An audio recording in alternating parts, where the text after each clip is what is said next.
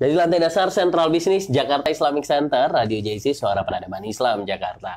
Assalamualaikum warahmatullahi wabarakatuh. Alhamdulillahirrabbilalamin. Segala puji bagi Allah Rabb semesta alam yang telah melimpahkan rizki dan nikmatnya kepada kita sekalian. Alhamdulillah pada kesempatan hari ini Bang Dipo Usman kembali hadir menemani ruang dengar Mitra JC di Radio JC 107.7 FM dan live streaming kami di www.islamicstripcenter.org.id. Mitra JC, kami ingatkan bahwa hari ini kita masih siaran melalui Facebook Radio JC. Jangan lupa untuk dijadikan teman kita agar syiar-syiar Radio JC juga bisa terluaskan oleh Mitra JC semua.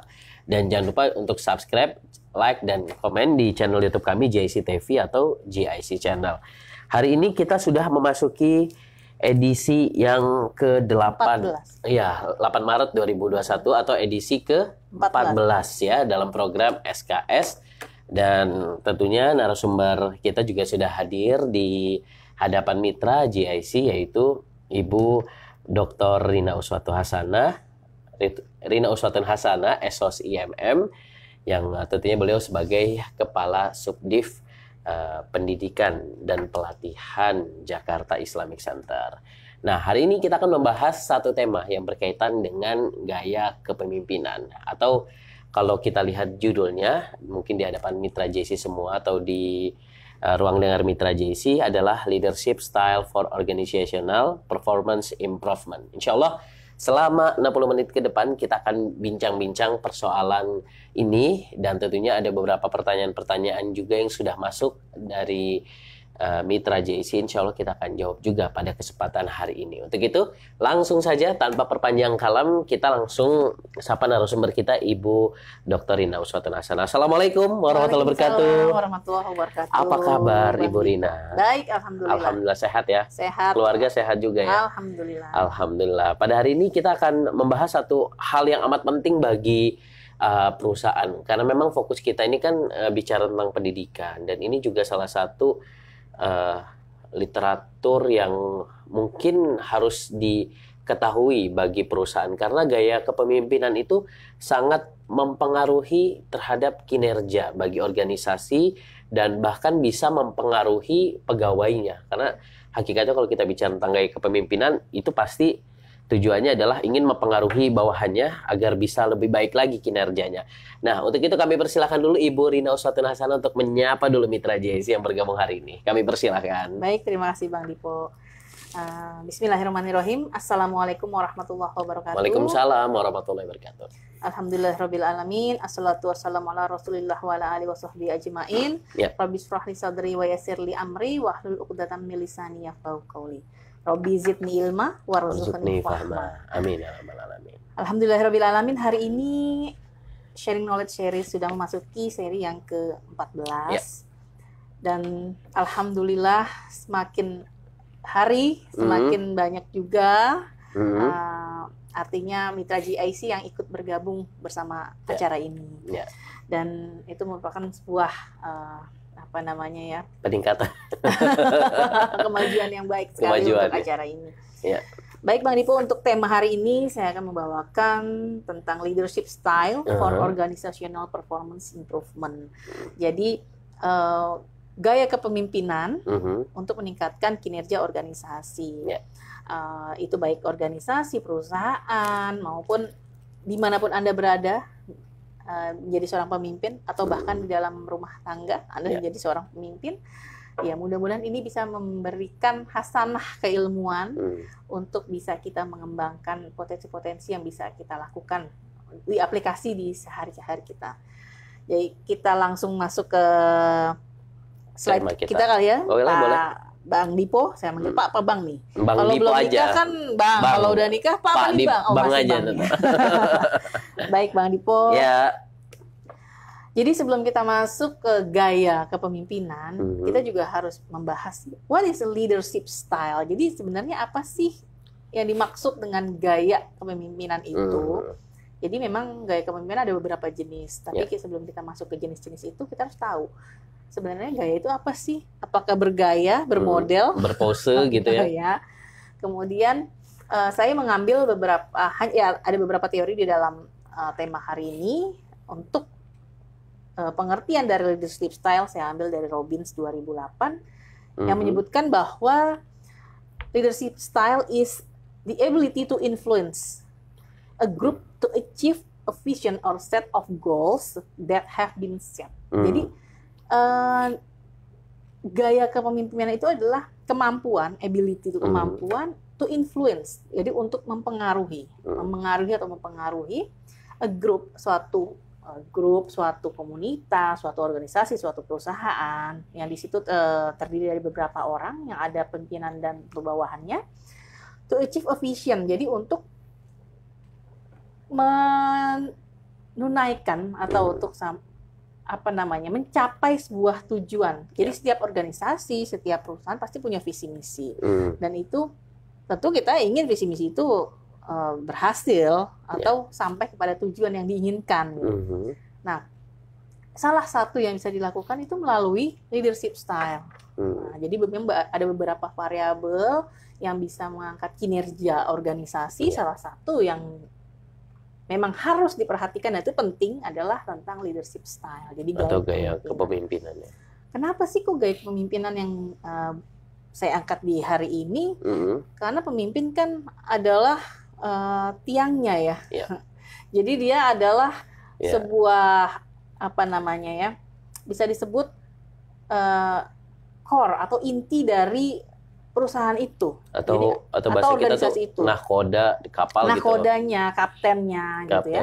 Pilotnya begitu ya. Jadi inti dari perusahaan, kadang-kadang gini, misalkan sebuah perusahaan atau organisasi yang dibentuk oleh beberapa orang dengan ide-ide yang cemerlang itu kan.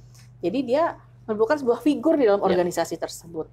Maka pengikut atau anggotanya atau bawahannya yang menjadi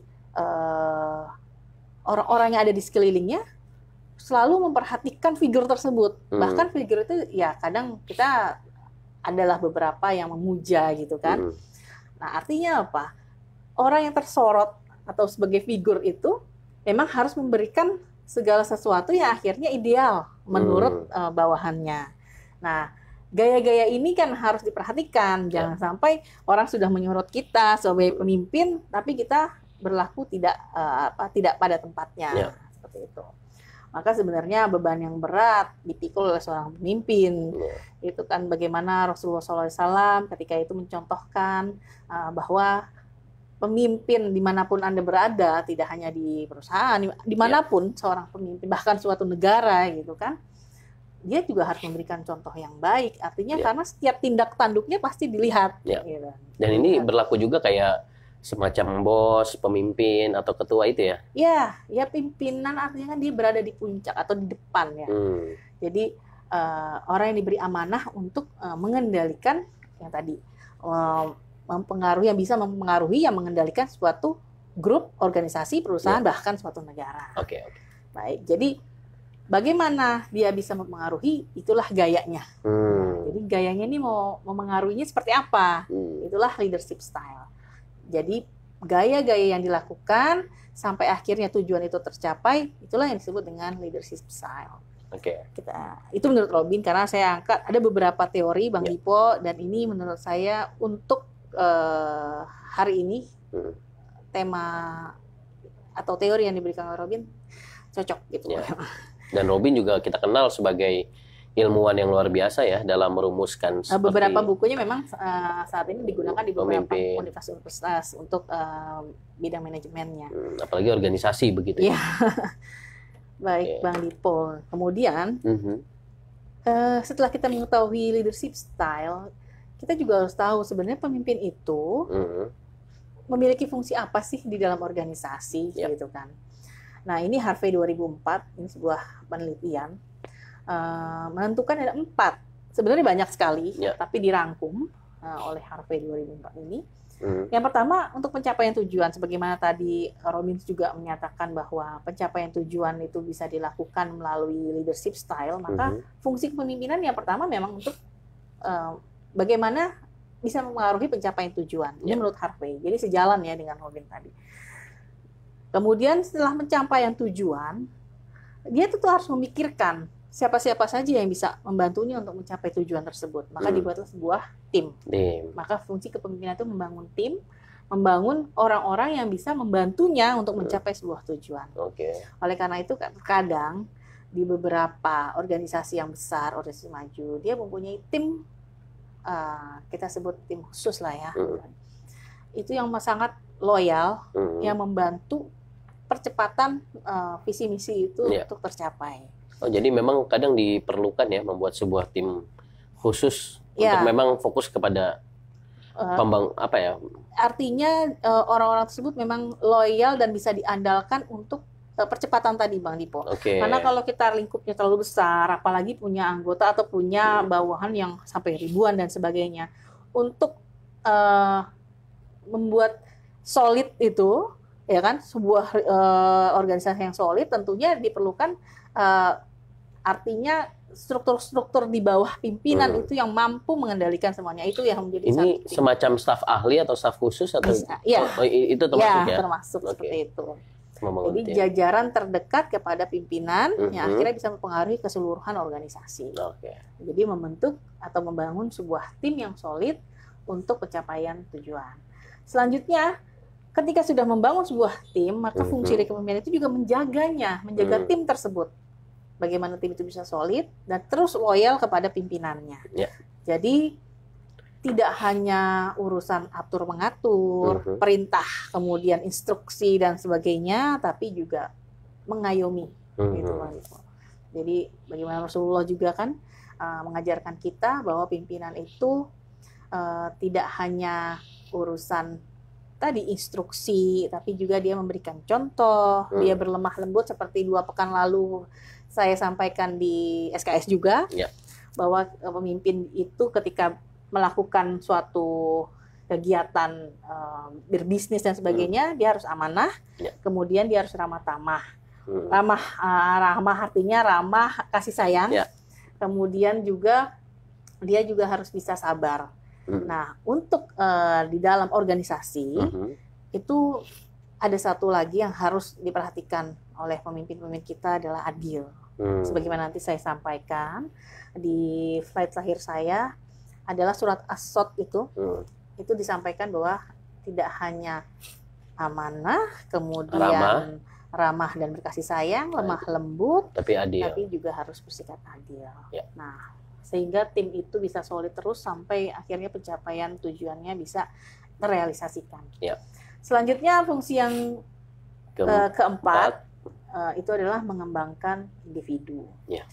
Jadi seyogyanya atau sebaiknya atau seharusnya malah seorang pemimpin itu tidak hanya merangkul, tapi dia juga mengembangkan potensi-potensi yang ada di dalam organisasinya.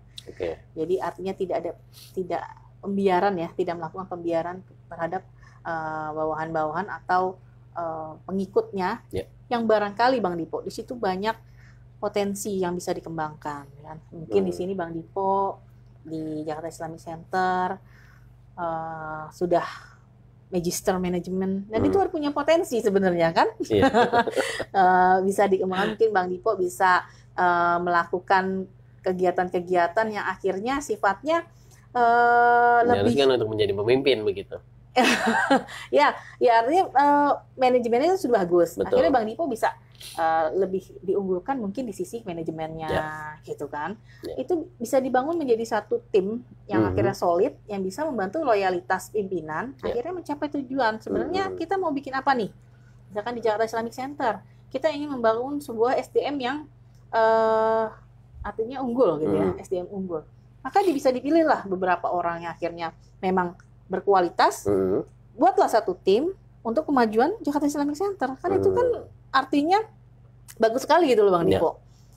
Itu jangan sampai ada pembiaran-pembiaran pada potensi-potensi. Karena kalau potensi dibiarkan, maka dia akan hilang. Dan ini sejalan juga dengan teori yang tadi sudah disebutkan dari Harvey 2004. Jadi fungsi kepemimpinan, ini the circle ya. lingkaran. Jadi untuk mencapai tujuan, ya dia harus membangun 2 tim, maka tim itu harus dijaga untuk kesulitannya. Setelah tim itu dijaga kesulitannya, mungkin orang-orang di situ juga harus dikembangkan potensinya agar. Mungkin dengan pelatihan-pelatihan begitu ya? Ya, pelatihan, kemudian mungkin kursus. Diberikan apa namanya ya, sebuah kesempatan untuk mengembangkan diri, baik itu dari organisasinya atau dia boleh silahkan berkiprah misalkan Anda untuk meningkatkan kompetensi, misalkan Bang Dipo melanjutkan lagi kuliah S3-nya itu kan artinya dari organisasi, oh silahkan, itu kan untuk potensi Anda yang akhirnya akan kembali kepada organisasi. Organisasi juga akan bangga memiliki potensi-potensi seperti Bang Dipo nanti ya kan, gitu. Baik, untuk selanjutnya setelah fungsi kepemimpinan adalah gaya atau jenisnya dari gaya kepemimpinan. Jadi di sini ada beberapa teori, ada Luhmann dan Nordhaus. Luhmann 2006 mengidentifikasi 2 jenis gaya kepemimpinan. Yang pertama transaksional dan yang kedua transformasional. Dan memang dari jenis-jenis gaya kepemimpinan ini ada beberapa macam, memang tapi yang populer ada 2 jenis, yaitu transaksional dan transformasional. Kalau transaksional memang pemimpin yang memandu atau memotivasi pengikut dengan arah tujuan yang jelas sesuai dengan peranan dan tugasnya. Dan ini berlaku dengan keadaan seimbang. Artinya apa? Pimpinan melakukan job description-nya sesuai dengan jobnya. Kemudian pengikut atau bawahannya melakukan pekerjaan sesuai dengan job deskripsinya. Dan ini memang berlaku seimbang. Sudah selayaknya seperti itu. Jadi transaksional ya dari transaksi, artinya ya silakan kerjakan ini sesuai dengan beban tugas Anda. Ketika Anda sudah menyelesaikannya, berarti saya sudah melakukan kewajiban sebagai pemimpin atau peran pemimpin seperti apa adanya. Nah itu transaksional dan itu lumrah dimandu seperti itu. Namun yang kedua transformasional, ini menurut Nordhaus dari 2013, berarti masih agak baru ya, baru 10 tahun ke belakang ini. Dia mendefinisikan transformasional merupakan proses di mana orang terlibat dengan orang lain. Jadi pimpinan di sini terlibat dengan pengikut, dengan bawahannya, dengan staf-stafnya, dan menciptakan hubungan yang meningkatkan motivasi dan moralitas. Dan jenis pemimpin ini itu mencoba membantu pengikutnya untuk mencapai potensi terbaik mereka. Artinya transformasional itu lebih kepada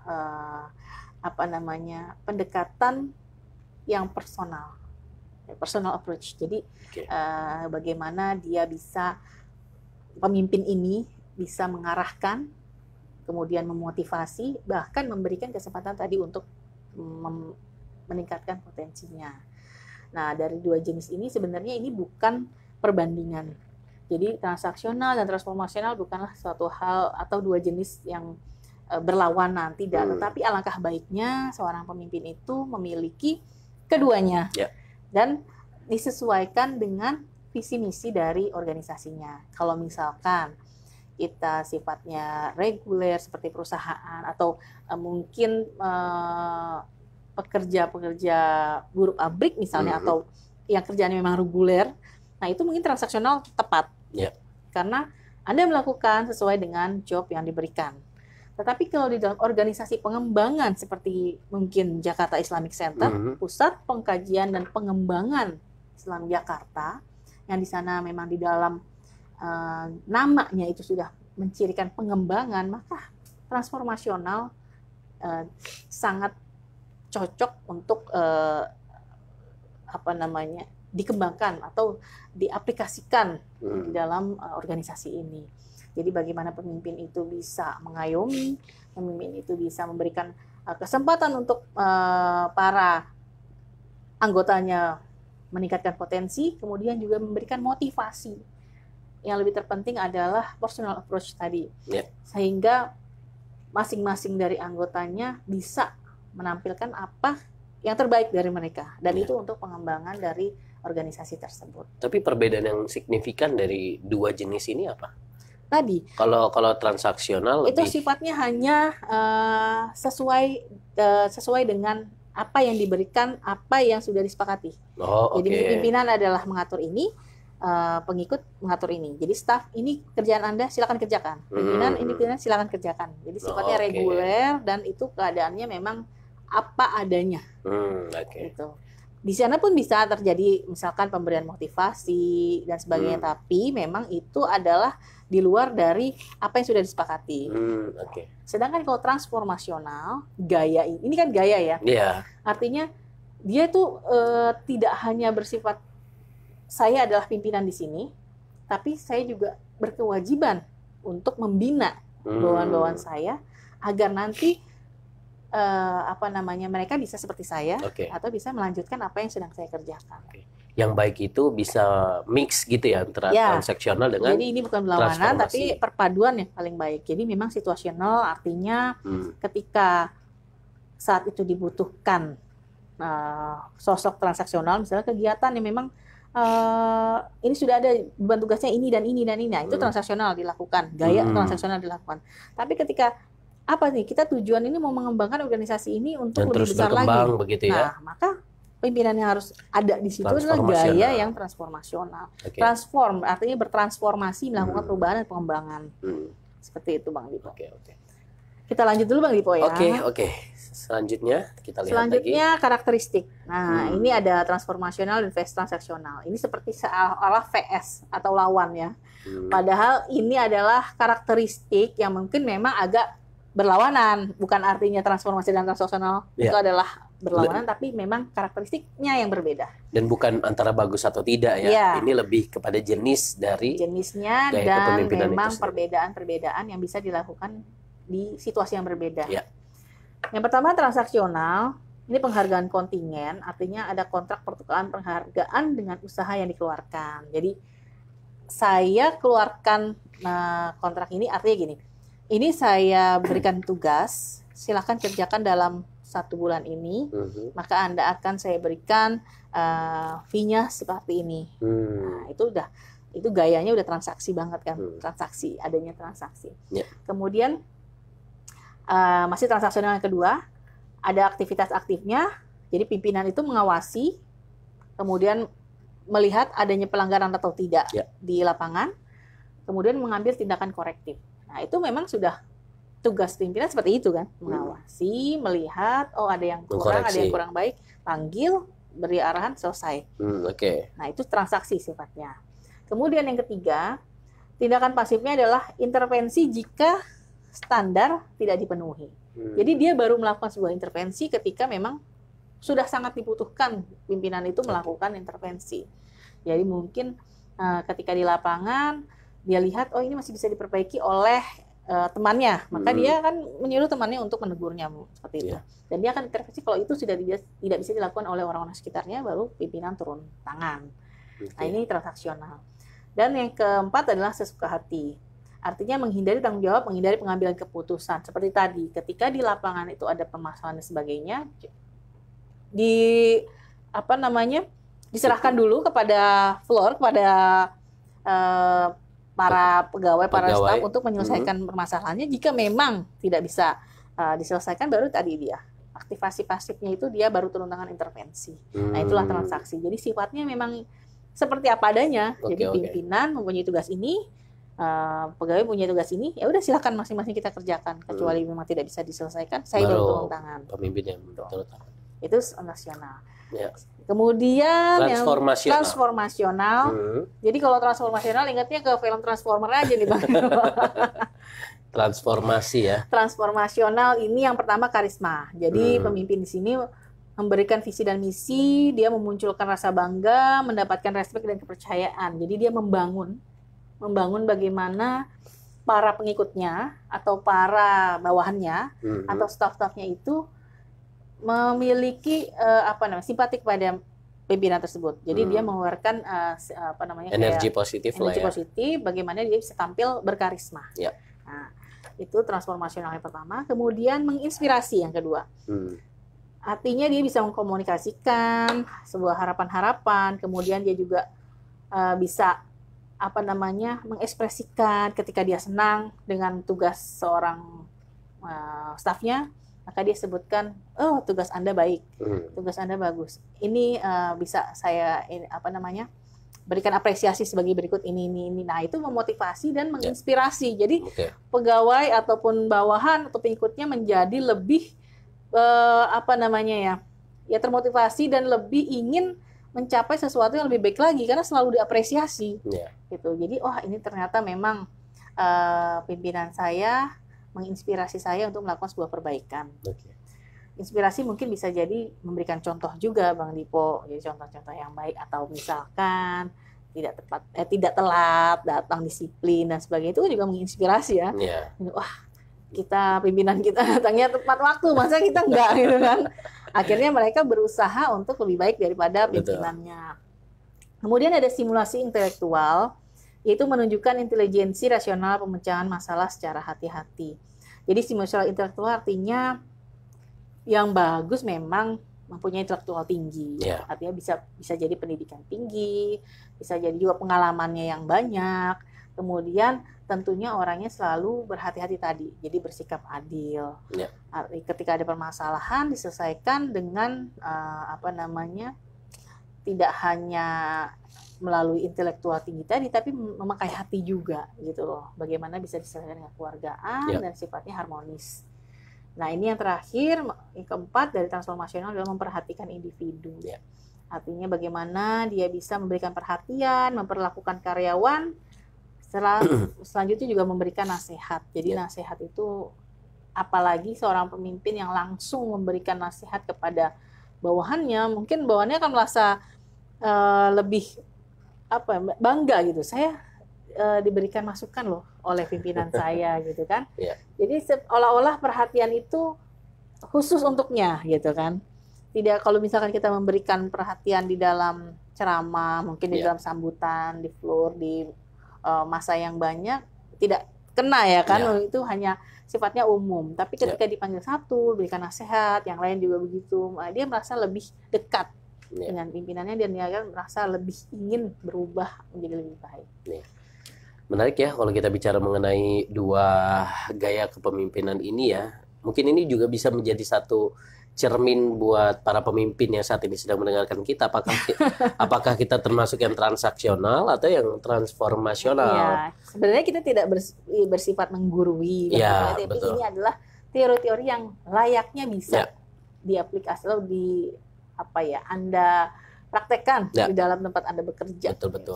Tapi kalau misalnya dari segi dari karakteristik ini kan ada transaksional tuh 4, transformasional tuh 4. Kalau dimixkan itu berarti dia memiliki dua gaya kepemimpinan. Ya, artinya ada dikenal apa gitu kalau misalnya? Kalau sudah mix berarti dia bukan lagi transaksional, bukan lagi transformasional, dia memang sudah kolaboratif ya. Oh gitu. Artinya ini kan perbedaan, saya bilang perbedaan karakteristiknya transaksional seperti ini, transformasional seperti ini. Jadi ketika kita melihat seorang pemimpin, dia seperti itu ya gaya memimpinnya, berarti kita bisa tebak bahwa ini adalah transaksional misalnya. Ternyata dia mengayomi dan berarti gaya kepemimpinan transformasional. Dan sebenarnya timbul dari apa? Dari passion seseorang itu atau memang dilatih untuk bisa menjadi seorang pemimpin ini? Kalau untuk dilatih bisa juga, Bang Dipo. Tapi tadi saya kembalikan kepada tujuan dari visi misi organisasinya, gitu.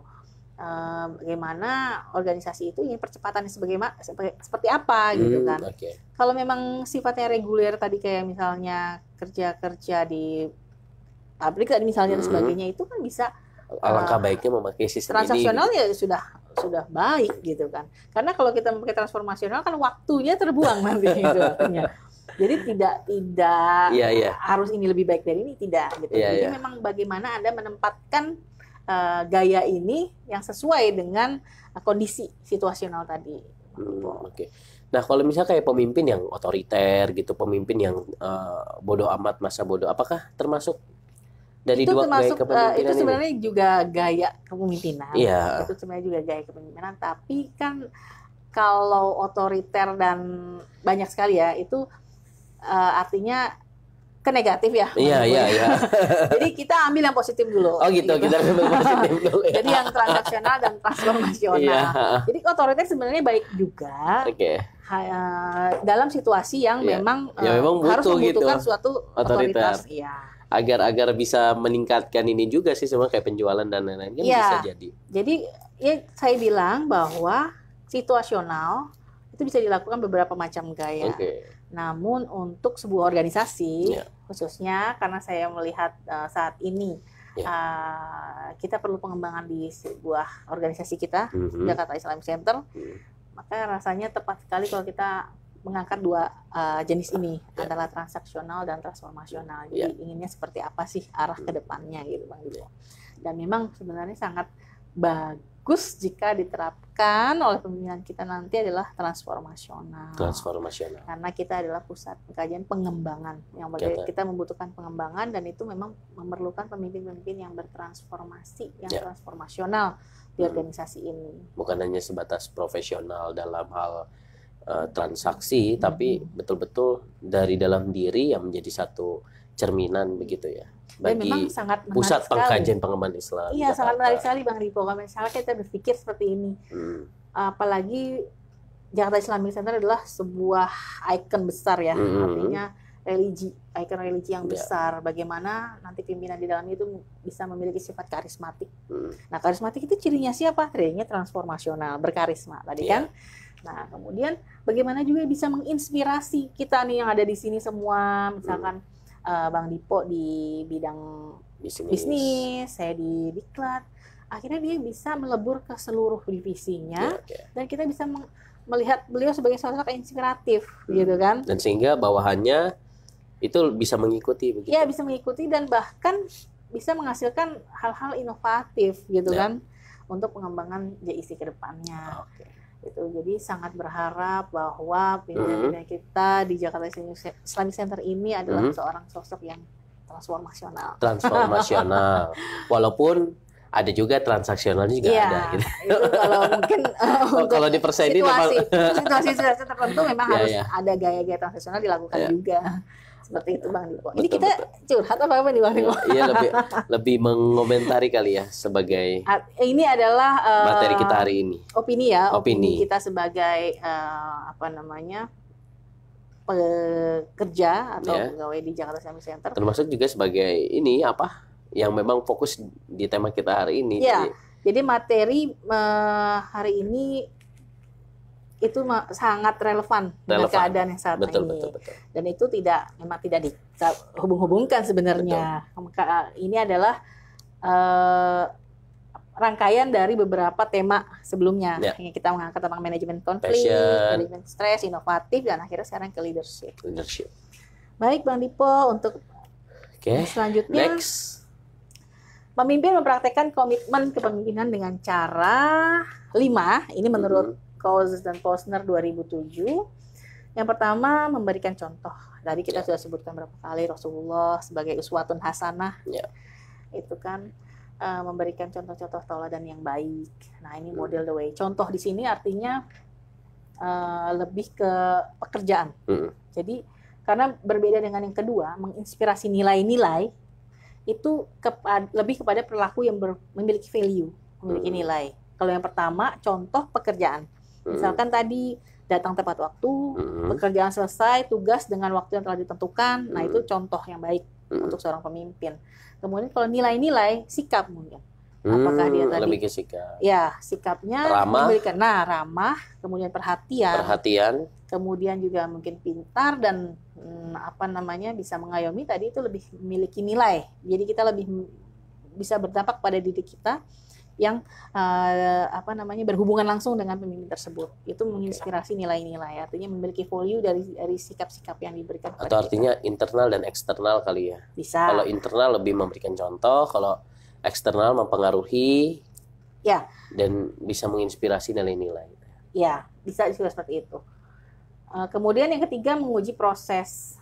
Artinya dari sedemikian rupa tugas-tugas yang diberikan, ya seperti evaluasi sebenarnya sini. Jadi memberikan evaluasi apakah pekerjaan-pekerjaan itu bisa diperbaiki sedemikian rupa oleh pimpinan kita, dikoreksi dan diberikan arahan solutif. Kemudian membuat orang lain mampu melakukan. Ini tadi sebenarnya ini seperti mengayomi juga Bang Dipo, sehingga apa yang dilakukannya orang lain bisa mengikuti lebih mudah gitu ya.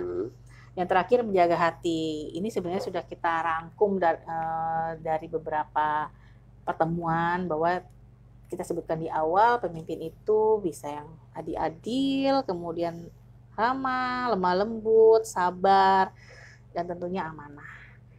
Dan yang terakhir, ini yang saya bilang adalah surat Shad ayat 26 yang bunyinya a'udzubillahi minasyaitonirrajim.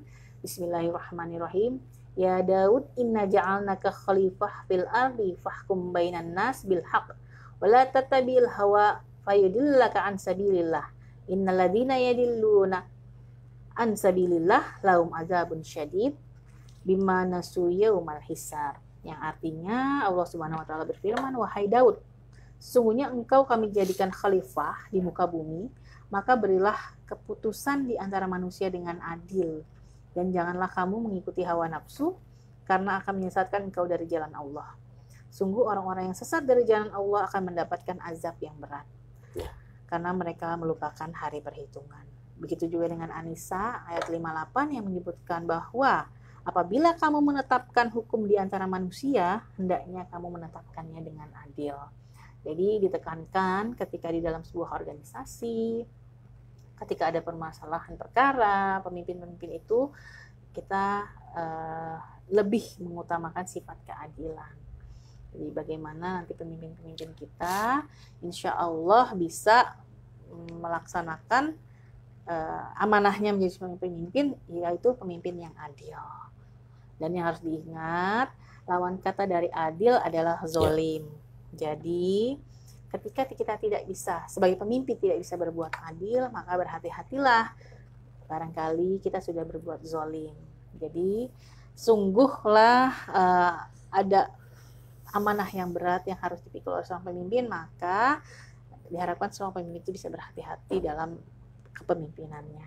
Demikian dari saya, Bang Dipo. Ya, baik. Terima kasih. Slide-nya sudah habis. Habis ya. Jadi menarik ya kalau kita membahas tentang gaya kepemimpinan, dan tentunya tadi sudah dijelaskan oleh narasumber kita Dr. Rina Uswatun Hasanah, SLCMM, yang tentunya ini bisa kita terapkan dalam organisasi kita, perusahaan kita. Kalau ini benar-benar bisa diterapkan, ini akan memberikan dampak positif bagi bawahannya atau pegawainya ya, karena gaya pemimpin ini bisa peningkatan dari pegawai itu sendiri, menciptakan SDM yang potensi yang unggul. Iya. Nah, kalau kita bicara mengenai sebelum kita nanti ada beberapa tanggapan juga dari mitra JAC yang sudah bergabung pada kesempatan hari ini, dari Ibu Rina sendiri, dari gaya kepemimpinan, kita fokus di gaya kepemimpinan di transaksional sama transformasional gitu. Iya. Mana yang paling Ibu Rina kalau sekiranya ingin menjadi seorang pemimpin, gimana cara menentukan, oh aku tuh yang kayaknya lebih ke ini deh, lebih ke transaksional, tapi perusahaan tersebut lebih dibutuhkan transformasional. Nah, bagaimana sikap kita sebagai orang yang memiliki kelebihan di bidang ini gitu, transaksional, tapi diharuskan kita harus memimpin dengan gaya transformasional gitu. Seperti kayak perusahaan-perusahaan lembaga dakwah seperti itu kan butuh yang namanya transformasional gitu. Nah, kami persilakan Ibu Rina untuk bisa menjawabnya. Baik. Ketika harus memilih memang suatu hal yang sulit. Istiqoroh dulu kan. Tapi di sini sebenarnya bukanlah suatu pilihan. Jadi kolaboratif adalah yang lebih baik. Jadi setiap pemimpin berhak memilih gaya kepemimpinannya.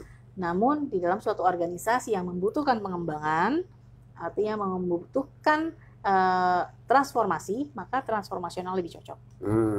Jadi ketika saya berada di sebuah organisasi yang membutuhkan pengembangan organisasi, artinya ada pelayanan kepada masyarakat yang harus dikembangkan, kemudian kita ada pengkajian yang harus kita kembangkan, maka transformasional cocok sekali digunakan dalam gaya kepemimpinan organisasinya. Nah, namun transaksional juga tidak menutup kemungkinan dilakukan, karena ketika kita melakukan sebuah kegiatan kemitraan dan sebagainya, memang transaksional juga dibutuhkan. Jadi kolaboratif itu bagus, namun situasional harus diperhatikan. Jadi saat itu menggunakan gaya apa nih sebenarnya? Mungkin lebih kepada ideal itu ya ditempatkan di tempat yang memang sesuai dengan ya. Jadi meletakkan gitu ya. Sesuatu yang sesuai dengan tepatnya. Oke, artinya ketika ada persoalan semacam itu tidak perlu khawatir dan tidak perlu gusar. Ya, dan tidak perlu juga harus akhirnya memilih sayang ini saya tidak juga, tapi situasional saja. Ketika Anda menghadapi organisasi yang perlu perkembangan transformasi, maka gunakanlah gaya kepemimpinan transformasional. Nah, ketika sebuah organisasi atau perusahaan, Bu Rina, misalnya ada seorang peneliti seperti itu, dan hasilnya adalah gaya kepemimpinan yang dilakukan ini tidak baik gitu. Nah, kalau sudah semacam itu, apa yang sebenarnya dilakukan oleh pegawai? Saya pengen tahu karena begini, banyak orang di luar sana itu banyak yang tidak suka dengan misalnya dengan gaya kepemimpinan pimpinannya atau bosnya seperti itu. Nah, kira-kira dari sini apa yang bisa dilakukan oleh si pegawai agar pemimpin itu bisa berubah gitu, untuk bisa merubah dari segi pola pikirnya atau tingkah lakunya, itu seperti apa Ibu Rina? Emang kalau sudah hal yang karakteristik karakter itu kan akhirnya kita harus melakukan approach-nya, pendekatannya itu lebih personal ya. Jadi tidak mungkin juga seorang bawahan akhirnya mengkritik terlalu habis-habisan pimpinan, itu juga tidak mungkin. Betul. Gitu kan. Akan tetapi dengan personal approach tadi melalui satu tim khususnya itu bisa didiskusikan. Karena segala sesuatunya tentunya bisa dilakukan melalui musyawarah gitu kan Bang Dipo. Nah, kita berharap dari tadi yang dikembangkan oleh seorang pemimpin ada membangun tim tadi ya kan, tim-tim khusus tadi Bang Dipo. Itu berarti kan orang-orang kepercayaan yang Bang Dipo ya. Nah, mungkin bisa melalui mediasi tadi. Melalui mediasi tim-timnya atau mungkin staf khususnya ya seperti itu, atau sekretarisnya dan sebagainya. Artinya lebih ke kekeluargaan agar terjalin kritiknya itu membangun namun sifatnya harmonis. Oke. Itu Bang Dipo. Dan memang kebanyakan akhirnya beberapa pemimpin kan seperti menguasai seperti itu, akhirnya terlalu kelihatan arogan dan sebagainya gitu. Nah, itu sebenarnya tidak terlalu masalah jika tidak berdampak pada performance organisasinya. Namun ketika sudah berpengaruh kepada performance organisasi, maka itu harus diperbaiki. Nah, jadi kita juga bisa melihat bahwa hal ini akhirnya mempengaruhi organisasi kami misalnya, jadi tampak tidak bagus di mata masyarakat misalnya. Nah, itu memang harus segera diperbaiki.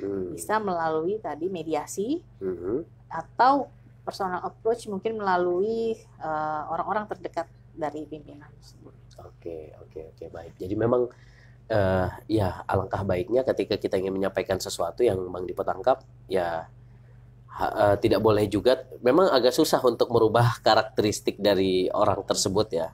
Mungkin tambah satu lagi, berdoa kali ya. Berdoa semoga diberi hidayah bagaimana akhirnya bisa berubah. Gitu, karena kan segala sesuatu dengan doa, apalagi seluruh karyawannya mendoakan gitu kan untuk perubahan yang lebih baik gitu. Mudah-mudahan Allah Subhanahu wa taala mengabulkan. Iya, baik. Amin ya rabbal alamin ya. Ya, itu yang paling penting ya, berdoa ya. Walaupun memang susah ya, tapi tetap kita harus sebagai karyawan harus selalu mengingatkan begitu. Kalau bisa suruh dengerin ini nih, siaran-siaran seperti ini, jadi akhirnya bisa ya mudah-mudahan dapat hidayah dari siaran ini gitu ya. Baik, ini kita juga akan menyapa ada beberapa tanggapan dari Mitra JC dari Kholisah yang saat ini juga menjadi mahasiswa dari UIN Syarif Hidayatullah Jakarta. Dia mengatakan bahwa seorang pemimpin yang baik ketika mengalami kegagalan tidak akan pernah menyalahkan orang lain walaupun kegagalan disebabkan oleh anak buahnya. Namun seorang pemimpin tidak akan serta-merta menyalahkannya karena ia sadar betul bahwa pasti ada kesalahan juga pada caranya memimpin dan mengarahkan ataupun mendidik anak buahnya sehingga kegagalan dapat terjadi. Setuju ya? Setuju. Artinya pemimpin juga harus introspeksi gitu ya. Betul.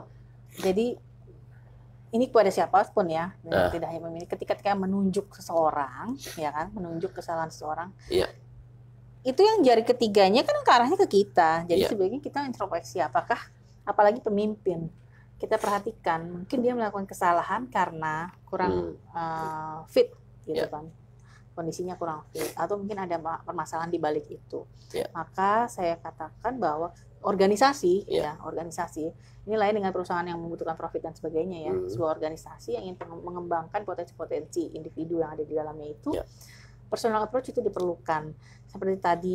Jadi ketika ada kesalahan, kembalikan kesalahannya seperti apa, apakah memang itu kesalahan disengaja atau tidak, kemudian apa di balik itu gitu kan. Misalkan ada contoh, misalnya disebutkan nggak contohnya dia melakukan kesalahan apa Bang gitu? Tidak disebutkan sih, lebih ke kayaknya ini lebih ke kata-kata coach gitu ya. Jadi bahwa memang kegagalan itu tidak akan pernah menyalahkan orang lain. Itu harus. Karena memang seharusnya kalau di perusahaan, artinya gini ya, kalau itu sifatnya individu, misalnya dia sering terlambat, kan? Tentu kan ada teguran-teguran.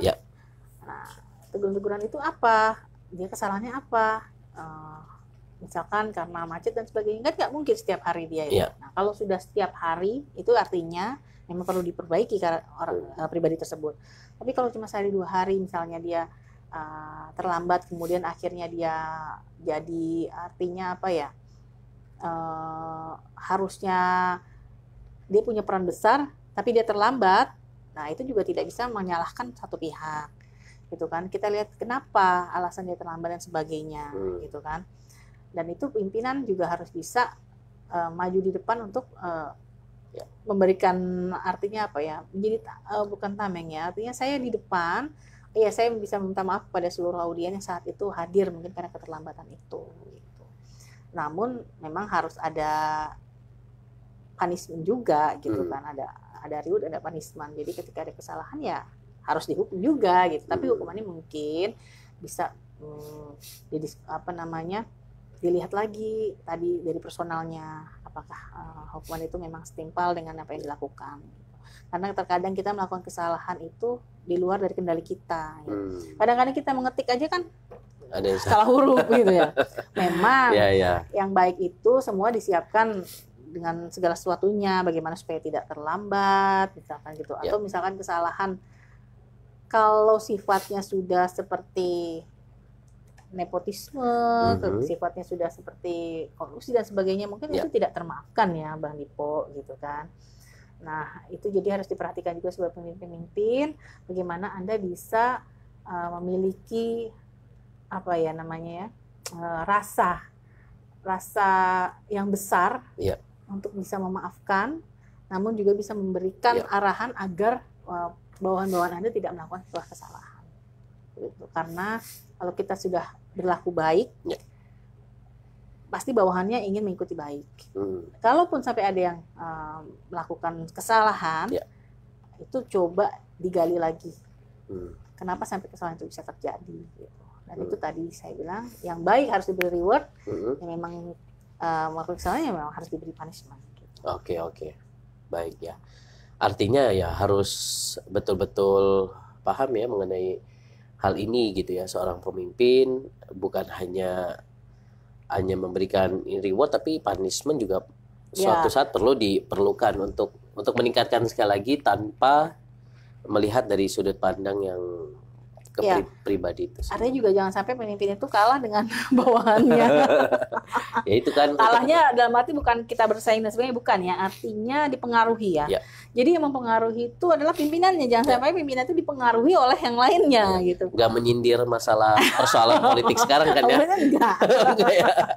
Soalnya sekarang lagi benar-benar masalah kepemimpinan ini amat sangat sangat lagi hits banget gitu ya. Sensitif ya. sensitif. Jadi makanya pas banget tema kita hari ini, agar kita tuh bisa tercerahkan mengenai sebagai kepemimpinan apa yang baik untuk kita bisa lakukan, agar jangan sampai tadi bawahan bisa menyerang kepada atasan. Jadi ketika di sebuah media besar ataupun kita di luar dari organisasi, pimpinan maju menjadi nahkoda kaptennya yang bertanggung jawab pada keseluruhan organisasi. Tapi ketika di dalam ada bawahan atau staf-stafnya yang melakukan kesalahan, maka berhaklah dia melakukan hukuman, menjatuhkan hukuman atau memberikan punishment sesuai dengan kesalahannya. Oke. Baik, terima kasih untuk Khalisah. Ini beliau adalah mahasiswi dari UIN Syarif Hidayatullah Jakarta. Dan kita juga akan menyapa ini dari Muhammad Dinul Aris dari Bekasi Jati Waringin. Assalamualaikum warahmatullahi wabarakatuh. Selamat pagi Bang Dipo dan Bu Rina. Ya, selamat pagi dan waalaikumsalam warahmatullahi wabarakatuh. Menarik pembahasan hari ini mengenai gaya kepemimpinan. Nah, saya ingin bertanya dong buat Ibu Rina, bolehkah kita mengkritik pemimpin organisasi atau perusahaan, dan bagaimana caranya, dan bagaimana juga membedakan antara kritik membangun dan kritik menjatuhkan. Itu saja Bang Dipo, semoga sehat selalu. Iya, terima kasih untuk Muhammad Dinul Aris. Ini sebenarnya di luar tema ya, tapi ini kritik ini kan erat kaitannya dengan kadang pemimpin itu nggak mau sekali dikritik, kadang. Nah ini sehingga menimbulkan apa ya, reaksi dari pemimpin itu sendiri, dan ini bisa menjadi sebuah gaya. Mungkin kalau kita kait-kaitin situ bisa ya. Nah, kira-kira bolehkah kita mengkritik pemimpin, dan kedua, membedakan antara kritik membangun dan kritik yang menjatuhkan. Nah, kami persilakan Ibu Rina. Boleh nggak mengkritik pimpinan? Ya boleh dong. Kenapa nggak boleh gitu kan? Apalagi kalau kritik itu bagus gitu kan. Artinya pemimpin itu juga harus bersyukur bahwa mereka diperhatikan gitu. Nah, cuma yang menjadi masalah, tentunya kritik itu tidak semena-mena harus langsung. Yeah. Misalkan Bang Dipo kepada Pak, Bapak nggak bagus seperti ini, kan nggak juga seperti itu Bang Dipo. Okay. Artinya tadi melalui mediasi-mediasi, melalui fasilitas apa yang disediakan, apakah ada kotak saran, apakah di sana ada customer care-nya, apakah di sana ada tadi tim-tim khusus yang bisa kita masukkan, tolong Pak disampaikan, mungkin Bapak ini sikapnya terlalu begini gitu. Akhirnya itu bisa dimusyawarahkan untuk menghasilkan suatu solusi. Nah, kemudian bedanya kritik membangun dan tidak membangun adalah kita bisa melihat dari pernyataannya. Kemudian juga di sana pasti menghasilkan sebuah solusi. Okay. Jadi orang yang kritik membangun adalah orang yang mengkritik dengan memberikan solusi. Gitu. Kan ada soal, masa begitu sih pemilihan kan gini. Itu kan sebenarnya niatnya mengkritik atau mencemooh gitu kan. Nah, ketika gini, misalkan Pak Dipo, Bapak sebagai pimpinan dari bidang bisnis, sebaiknya Bapak melakukan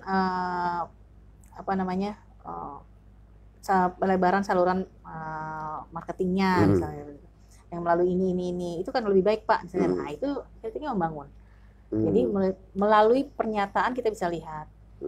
Apakah di sana banyak tanda serunya? Kalau banyak tanda serunya kan artinya ini orang sebenarnya marah apa mau kritik gitu kan. Nah, kalau misalkan di sana ada kalimat-kalimat yang menghasilkan solusi, itu berarti kritiknya membangun. Jadi kita sebagai pegawai, sebagai warga negara, sebagai individu yang ingin memperbaiki segala sesuatunya, cobalah ketika melakukan sebuah kritik bisa diselipkan juga di sana solusinya. Jadi kita tahu, sebenarnya ini seperti ini loh. Gitu. Kadang orang kan jangan sampai kayak perempuan lagi ngambek ya. Gimana sih kalau perempuan lagi ngambek? Diem aja kan pasangannya suaminya bingung. Nggak tahu. Jadi kalau ibu-ibu atau istri-istri di rumah ngambek, ya udah nggak apa-apa diem, tapi solusinya tulis di surat.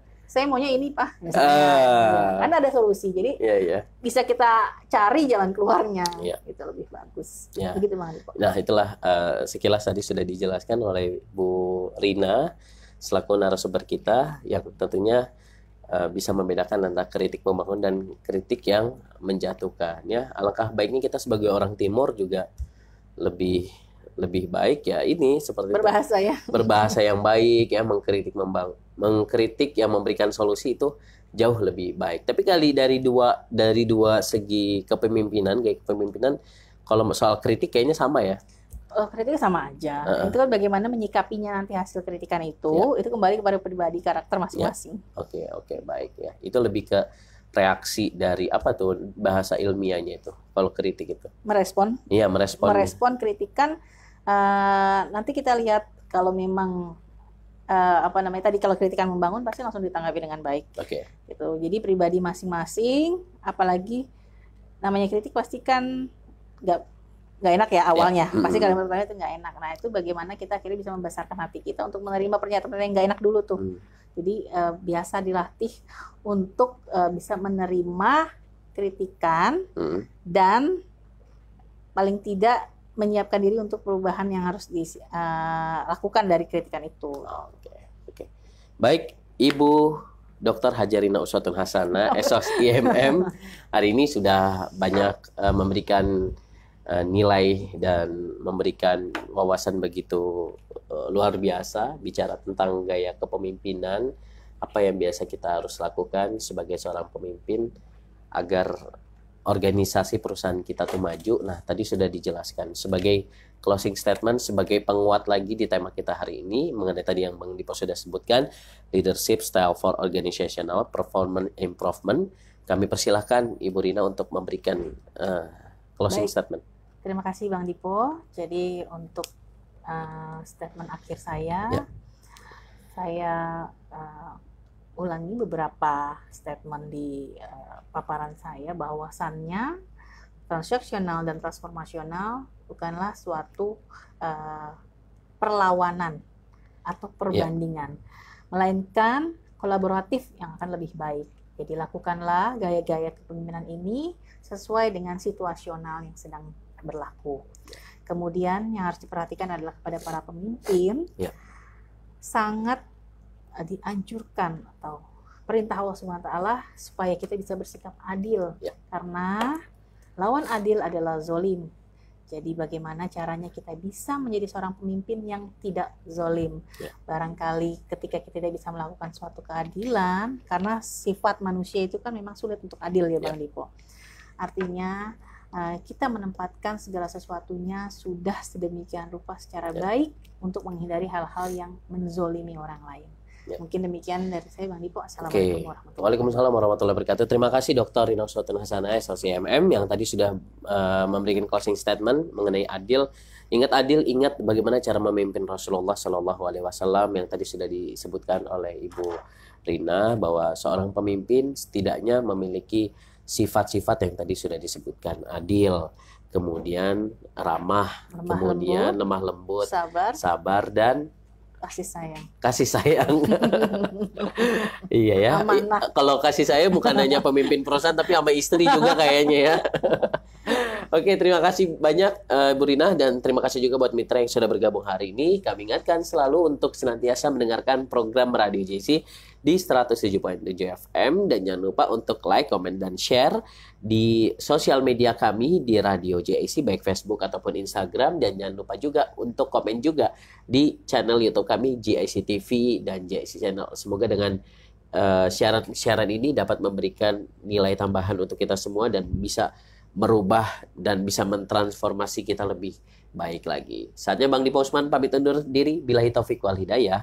Wassalamualaikum warahmatullahi wabarakatuh.